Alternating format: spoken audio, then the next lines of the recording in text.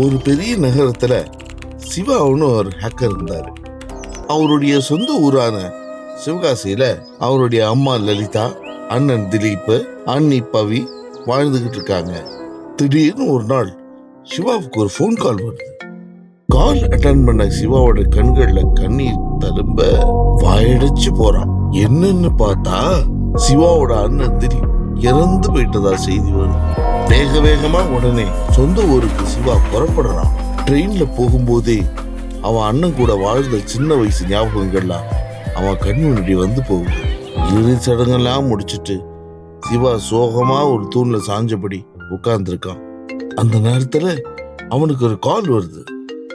உடனே அட்டன் பண்ணா எதிர்முனையில ஒரு டாக்டர் பேசுறாரு. என்னன்னு பார்த்தா, உங்க அண்ணன் சாவல, ஏதோ மர்மம் இருக்கு, நீ உடனடியா நேர்ல வா அப்படின்னு டாக்டர் சொல்றாரு. சிவாவும் உடனே கிளம்பி டாக்டரை பார்க்க போறான். சிவா டாக்டர் நேர்ல பார்த்ததும் டாக்டர் சிவா கிட்ட சொல்றாரு, உங்க அண்ணன் ஆக்சிடென்ட்ல சாகல, அவன் கொலை செய்யப்பட்டிருக்கான் அப்படின்னு ரிப்போர்ட்ல வந்திருக்கு அப்படின்னு சொல்றாரு. அதை கேட்டு அதிர்ச்சி அடைந்த சிவா தான் அண்ணன் சாவில் இருக்கிற மர்மத்தை கண்டுபிடிக்க ஒரு டிடெக்டிவ் ஏஜென்ட்டை பார்க்கறதுக்கு போறாரு. டிடெக்டிவ் ஏஜென்ட்டிடம் சிவா தான் அண்ணன் சாவில் ஏதோ மர்மம் இருக்கு, அதை நீங்க தான் எப்படியாவது கண்டுபிடிக்கணும் அப்படின்னு சொல்றாரு. அதுக்கு ஏஜென்ட்டோ, உனக்கு எப்படி தெரியும், அதுக்கு என்ன ப்ரூஃப் இருக்கு, எதை வச்சு சொல்ற அப்படின்னு சிவா கிட்ட கேட்கிறான். சிவா உடனே டாக்டர் கொடுத்த ப்ரூஃப் எடுத்து காமிக்கிறான். அந்த ரிப்போர்ட்டை வாங்கி பார்த்துட்டு, ஓகே நான் கேஸ் எடுத்துக்கிறேன் அப்படின்னு விசாரணை ஆரம்பிக்கிறாங்க டிடெக்டிவ் ஏஜென்ட். ரெண்டு பேருமே கிராமத்தில் இருக்கிற சிவா வீட்டுக்கு போறாங்க. அங்க இருக்கிற அவங்க அம்மா கிட்டையும் திலீப்போட மனைவி கிட்டையும் விசாரணை பண்றாங்க. அப்போதான் தெரியுது திலீப் கொஞ்ச நாளாவே மனநல பாதிக்கப்பட்டிருக்கான். கூடவே இன்னொரு தகவலும் கிடைக்குது. அந்த நேரத்தில் அவருடைய நண்பன் ரவி தான் ரொம்ப ஹெல்ப்ஃபுல்லாக இருந்திருக்கான்ட்டு. உடனே சிவாவும் டிடெக்டிவும் அவரோட ஃப்ரெண்டு ரவி கிட்ட போய் நடந்தது சொல்லி விசாரிக்கிறாங்க. அதற்கு ரவி, திலீப் செத்து போன அன்னைக்கு ஒருத்தவன் அருவாளை கையில் வச்சுக்கிட்டு சுற்றிக்கிட்டு நின்னான், ஒருவேளை அவன் தான் இதுக்கு காரணமாக இருக்குமோன்னு சொல்கிறான். உடனே அந்த நபரை தேடி அவங்ககிட்டையும் இவங்க போய் விசாரிக்கிறாங்க. அதுக்கு அவன், நான் சும்மா ரீல்ஸ் வீடியோ போடுறதுக்காக தான் அப்படி பண்ணிக்கிட்டு இருந்தேன், என் ஃபோனை வேணும்னா நீங்கள் செக் பண்ணி பாருங்க அப்படின்னு சொல்லிட்டு அவன் ஃபோனை கொடுக்குறான். அதில் உள்ள வீடியோ ப்ளே பண்ணி பார்க்கும்போது யாரோ ஒருத்தவன் திலீப் வீட்டிலேருந்து வெளியில் வர தெரியுது. அந்த ஆள் யாருன்னு தேடி போய் பார்த்தா அந்த ஊரில் இருக்கிற ஒரு சாமியாராக தெரிய வருது. உடனே அந்த ஊரில் இருக்கிற சாமியார் இருக்கிற இடத்த தேடி கண்டுபிடிச்சு திலீப்போட ஃபோட்டோவை காட்டி, இவங்களை உங்களுக்கு தெரியுமா அப்படின்னு கேட்குறாங்க.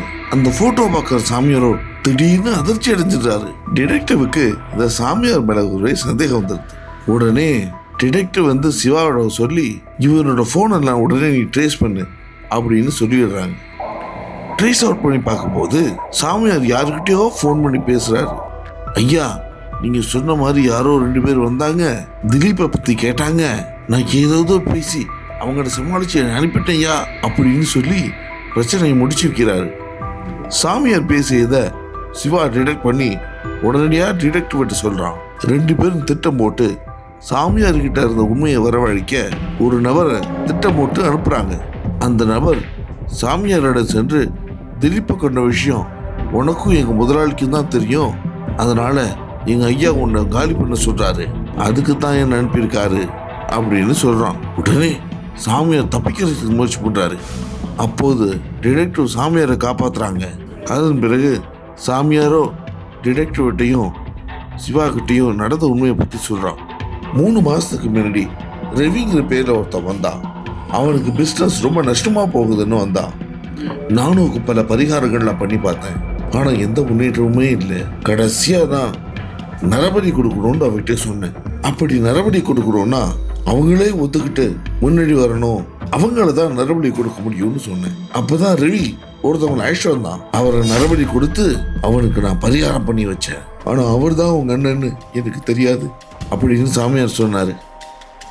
அதுக்கப்புறம் 2 பேரும் ரவி கிட்ட போய், சிவா ரவியோட சட்டையை பிடிச்சு, எதை வச்சு எங்க அண்ணனை ஒத்துக்க வச்ச, எப்படி நரபலி கொடுத்த, அவனுக்கு என்னடா சொல்லி ஏமாத்தன அப்படின்னு சட்டையை பிடிச்சு குலுக்குறான்.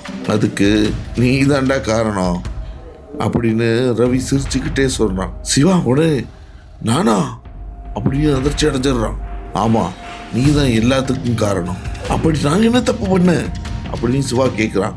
அதுக்கு ரவி, ஆமா, சின்ன வயசுல இருந்தே உங்க அண்ணன் எது செஞ்சாலும் அதை பார்த்து நீ செய்வ. ஆனா அவனை விட நீ பெட்டரா பண்ணுவ. அதனால பேரும் புகழும் உனக்கு கிடைச்சது. அதுவே அவனுக்கு பெரிய பொறாமையா போயிடுச்சு. நீயும் வெளியில போய் பெரிய ஆளாகி சம்பாதிக்க ஆரம்பிச்சிட்ட. அதுக்கப்புறம் அவனுக்கு பெரிய மன அழுத்தம் உண்டாகி மனநிலை ரொம்ப பாதிக்கப்பட்டு அவனுக்கு பைத்தியமே பிடிச்சி போச்சு. இந்த விஷயத்த நான் அவன்கிட்ட ரொம்ப யூஸ் பண்ணிக்கிட்டு அவன்கிட்ட நீ செத்து போயிட்டேன்னா உன் தம்பி சிவாவும் செத்து போயிடுவான் அப்படின்னு சொன்னேன். நான் அவனும் நம்பிட்டு நரவலி கொத்துக்கிட்டான். கைக்குள்ள மாட்டிக்கிட்ட ரவி தங்கிட்ட இருக்கிற துப்பாக்கி வச்சு சிவாவை ஷூட் பண்றான். அதிர்ஷ்டவசமா சிவா நூலடையில தப்பிக்கிறான். துப்பாக்கி சத்தம் கேட்ட டிடெக்டிவ் ரவியை பார்த்து அவன் கையிலே சுடுறான். துப்பாக்கி கீழே விழ, உன் ஆட்டம் முடிஞ்சிருச்சு ரவி, மரியாதையை நீ சரண்டர் ஆயிடு அப்படின்னு டிடெக்டிவ் சொல்றான். அவன் கால் கிட்ட கிடந்த துப்பாக்கிய தற்காப்புக்காக சிவா கிட்ட எத்தி விடுறான். நொடிப்பொழுதுல டிடெக்டிவ் கையில இருந்த துப்பாக்கிய ரவி தட்டி விடுறான். கீழே கிடந்த துப்பாக்கி எடுத்து டிடெக்டிவ் வேகமா தாக்குறான். உன் ஆட்டம் முடிஞ்சது Ravi, your game is over அப்படின்னு சிவா சொல்றான். The game is over but only when I say it's over அப்படின்னு ரவி சொல்ல, டே ரவி, நீ ரொம்ப லிமிட்டை கிராஸ் பண்ற, போதும் ரவி, நீ தப்பு மேல தப்பு பண்ணிக்கிட்டு இருக்க அப்படின்னு சொல்றான். மிதப்புல இருந்த ரவிக்கு தாடையிலே ஒரு குத்து விட்டான் டிடெக்டிவ். அதே சமயத்துல சிவாவோட புல்லட் ரவியை நோக்கி பாய, ஒரு நொடியில ரவிக்கு என்ன நடந்ததுன்னே புரியல. பார்த்தா 2 பேர் துப்பாக்கி முனைக்கு கீழே ரவி மாட்டிக்கிட்டு இருக்கான். உடனே டிடெக்டிவ், கேம் ஓவர் ரவி, இனிமே நீ எங்கேயும் ஓடவும் முடியாது, ஒளியவும் முடியாது. இறுதியா சாமியாரையும் ரவியையும் செல்லில் போட்டு அடைச்சிடுறாங்க.